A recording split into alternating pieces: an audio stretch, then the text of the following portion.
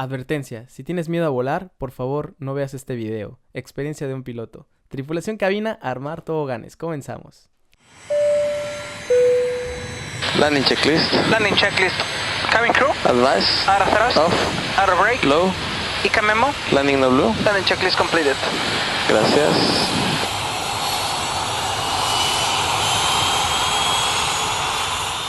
¿Qué tal amigos? Nuevamente sean bienvenidos a este podcast Sin Escalas. Mucho gusto para los que no me conocen. Mi nombre es Eric, soy piloto aviador, actualmente trabajando en la ciudad de Shanghai, China.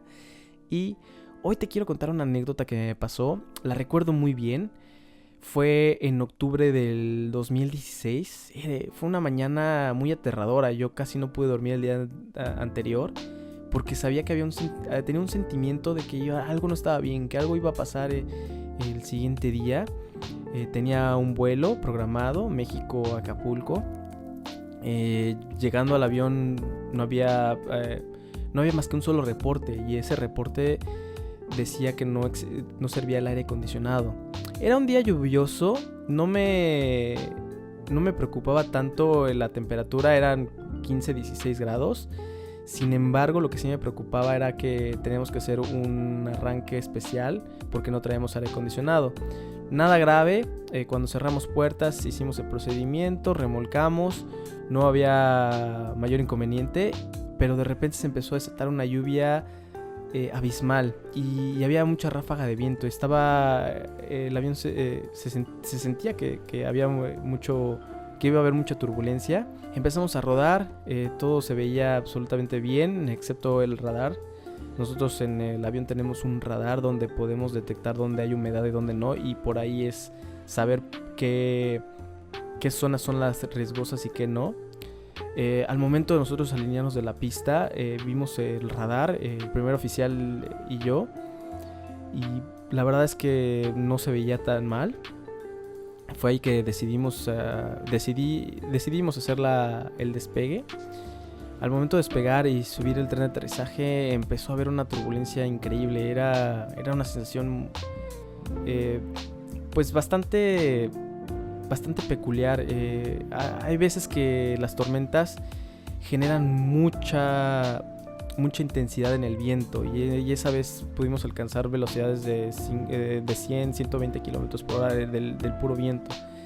Entonces yo inmediatamente había una tormenta enfrente de nosotros y fue momento de decidir de que íbamos a virar por la derecha, directo a Cuautla. Afortunadamente esa vez nos autorizaron, no hubo mayor problema, pero al momento de virar empezó a haber un problema. El avión empezó a sacar una alarma y decía que un sistema de hidráulico estaba fallando. ¿Qué pasa aquí?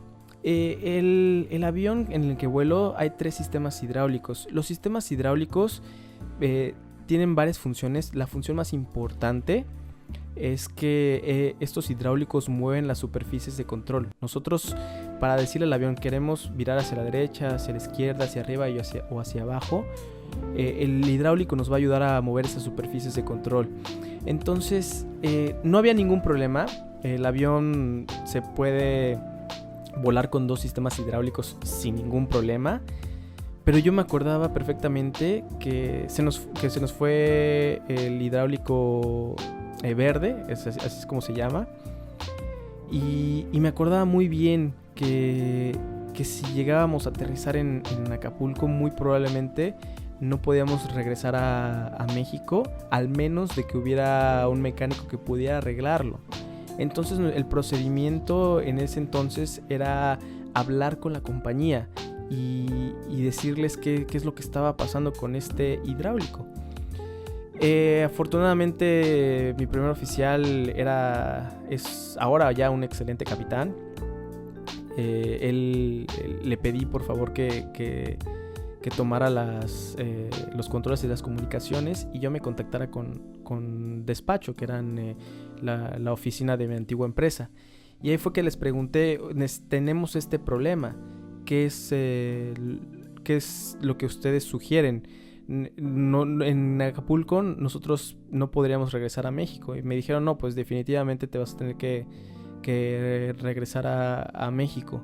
Ok, al momento de que de que me dijeron eso, pues me sentí más tranquilo porque ya no tenía que lidiar con todo lo que conlleva irte a Acapulco. Simplemente era regresar a la Ciudad de México. Al momento de hablar, de regresar con mi primer oficial, le comenté la situación y ya fue que él que me dio los controles. Ahora le pedí a él que solicitara regresar al aeropuerto de la Ciudad de México por el problema del sistema hidráulico. Y fue ese momento, no sé qué pasó, con el sistema hidráulico, que pude empezar a sentir que algo no iba, algo se veía venir mal. Y fue cuando empezamos a decirle a Centro México que nos regresara a México. Como siempre hay mucho tráfico, y nos mandaron a virar por la derecha directo a México, y ya después de ahí hacer una aproximación. Pero justamente en ese momento se escucha un ¡pam!, un sonido fuerte, y al parecer estábamos teniendo problemas con el motor izquierdo, que ese día de verdad que no tuve buena suerte. Y fue ahí cuando decidí regresar inmediatamente. Fue cuando empezamos a declarar una emergencia. Ya teníamos la emergencia. Teníamos el paro de motor y el otro motor seguía bien, no tenía ningún problema, pero pues ya era una situación complicada. No se preocupen si alguna vez pasa que les falla el motor en un avión. Pueden volar con el otro motor sin ningún problema, pero obviamente ya es una cuestión de que pues tienes que asegurarte de regresar a aterrizar en un aeropuerto. Tienes que regresarte a aterrizar en un aeropuerto, porque si te falla el otro motor, obviamente pues ya va a ser una situación de mucho riesgo.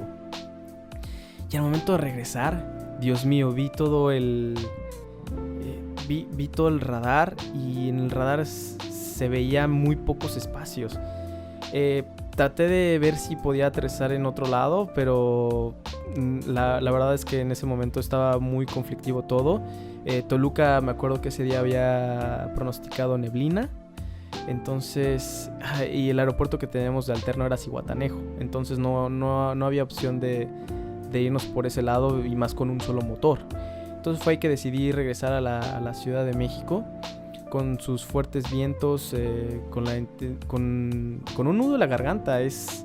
Te lo puedo decir ahorita y te lo digo con tranquilidad, pero en ese momento tienes todo ese estrés dentro de la cabina, tienes todas esas ideas que te van llegando y que tienes que estar tú consciente de lo que vas a hacer.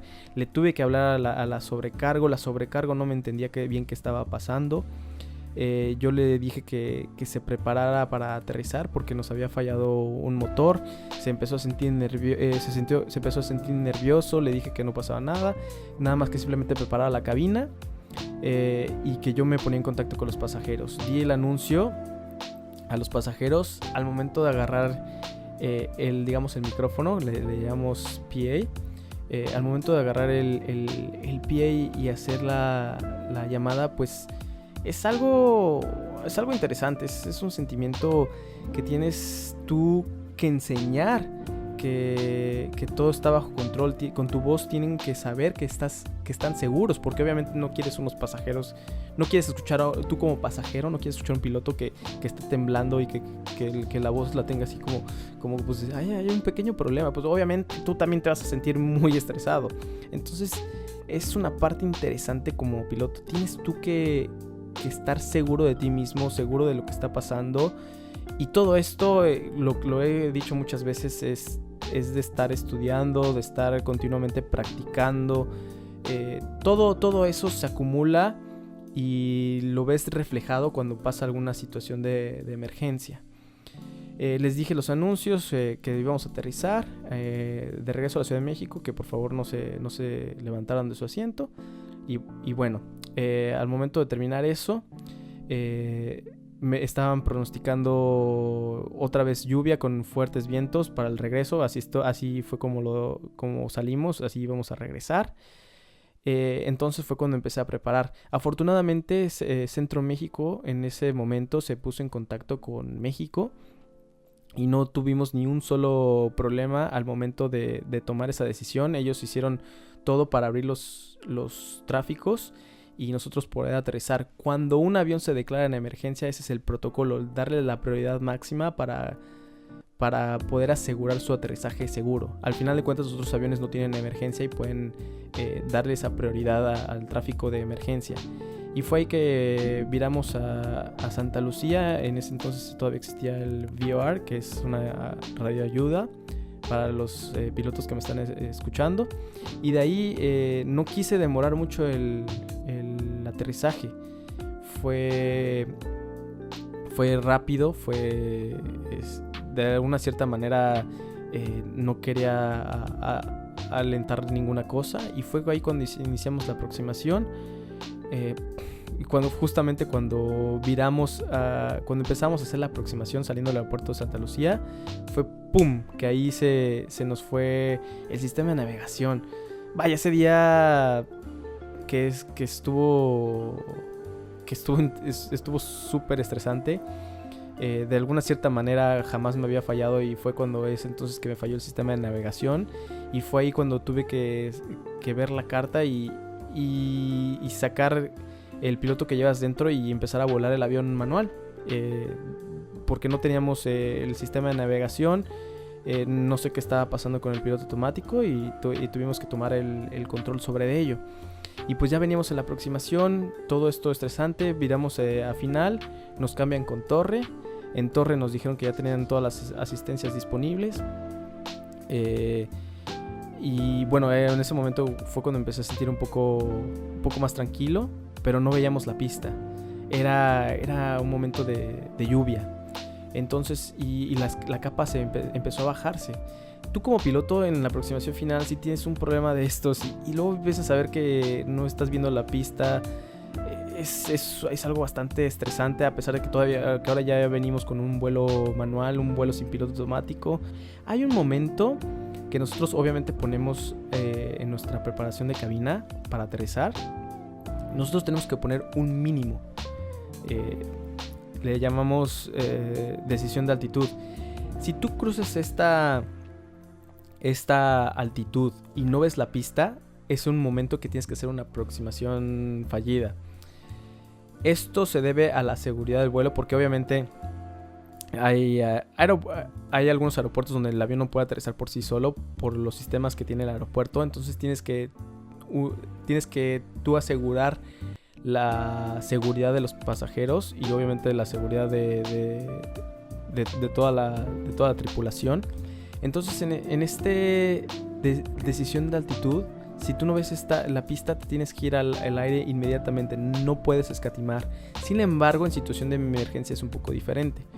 Entonces yo estaba con todas esas ideas de qué hacer, porque al final de cuentas pues podíamos volver a hacer otra aproximación o podíamos pedir un cambio de pista. En fin, afortunadamente, justamente antes de la decisión de altitud fue que empezamos a ver la pista y fue como que un alivio para mí. Entonces ahí veníamos, el avión estaba muy inestable, la turbulencia se sentía muy fuerte, pero afortunadamente al momento de tocar pista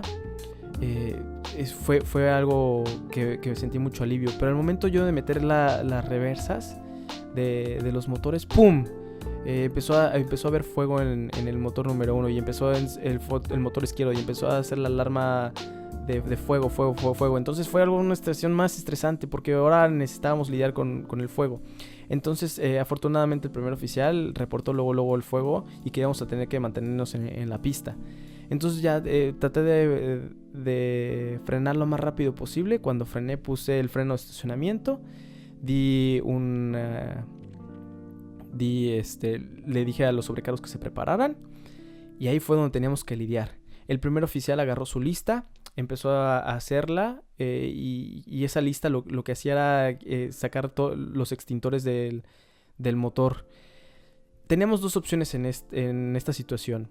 Iba a poner los extintores el avión, y si se apagaba el fuego, pues ya era un fuego controlado. Pero si no se llegaba a apagar, necesitábamos evacuar. Y no es nada fácil el decidir que la gente evacúe un avión. Pero este es como una nota mental que esto pasa en cuestión de segundos. En cuestión de 2-3 segundos tienes que tomar este tipo de decisiones que obviamente nos entrenan para ello, pero vaya, es muy estresante ya cuando estás tú ahí. O sea, cuando estás en el libro pues lo estás estudiando y te dicen qué hacer en cada situación, pero ya cuando estás tú viviendo eso es algo súper estresante. Y pues para variar, y en ese día que me levanté con el pie izquierdo, no se apagó el fuego. Entonces fue iniciar evacuación. No quedó de otra. Era algo que era eminente. No podía decir algo más. El protocolo de evacuación, pues primero el primer oficial tiene que salir y tiene que guiar a los pasajeros a una zona segura fuera del avión. Ahora, por ejemplo, en esta situación, el motor que donde había fuego era el motor izquierdo. Entonces toda la gente se tenía que mover del lado derecho. Y bueno, cuando tomé esa decisión de evacuar a la gente, fue ahí que pararon el simulador. Me voltearon a ver los dos instructores. Me agarró uno la mano y me dijo: felicidades, capitán, ahora usted puede volar en el lado izquierdo. Y esta anécdota que estoy contando fue mi examen para ascender. Toda esta experiencia que te estoy tratando de contar, espero que te haya podido transmitir todo el estrés que se siente el estar dentro de un simulador. Y todo esto son las experiencias que nos llevamos como pilotos, los exámenes que tenemos que hacer para ascender, o para simplemente los exámenes que hacemos cada 6 meses, cada año, que se llama exámenes periódicos. Estas experiencias dentro de los simuladores, se los juro, amigos, se siente muy real. A pesar yo de que sé que estoy adentro, que estoy en una cabina, que estamos en un simulador donde tiene movimiento real del avión, todos los sistemas son tal cual en la cabina real. A pesar de que sabemos que es un simulador, la verdad es que no lo tomamos como tal, lo tomamos como algo muy serio. Y el estrés que genera dentro de esa cabina está muy cañón. Porque en ese momento no piensas que estás en un simulador, simplemente sencillamente estás pensando que es la vida real, y es así como nos entrenan. Y es algo muy estresante, pero a la vez que cada vez que lo haces, creo que es una manera de satisfacción personal, de decir que te vas formando más como piloto, vas empezando teniendo más experiencias. Y es por eso que la aviación es tan segura. Nosotros tal vez este escenario es muy exagerado, pero es así como nosotros aprendemos a manejar la situación en emergencia. En la vida real nunca me ha tocado algo así tan exagerado. Realmente son cosas mínimas las que hemos tenido que lidiar. Pero tengan muy seguro que los pilotos estamos muy bien entrenados para esto. Las empresas tienen que estar pagando muchísimo por estos entrenamientos que son obligatorios para todos los pilotos, y que si no lo llegas a pasar, muy probablemente te lleguen a parar. Te van a dar, obviamente te van a dar un segundo chance, pero después de ese, quién sabe, tal vez puedas perder tu trabajo.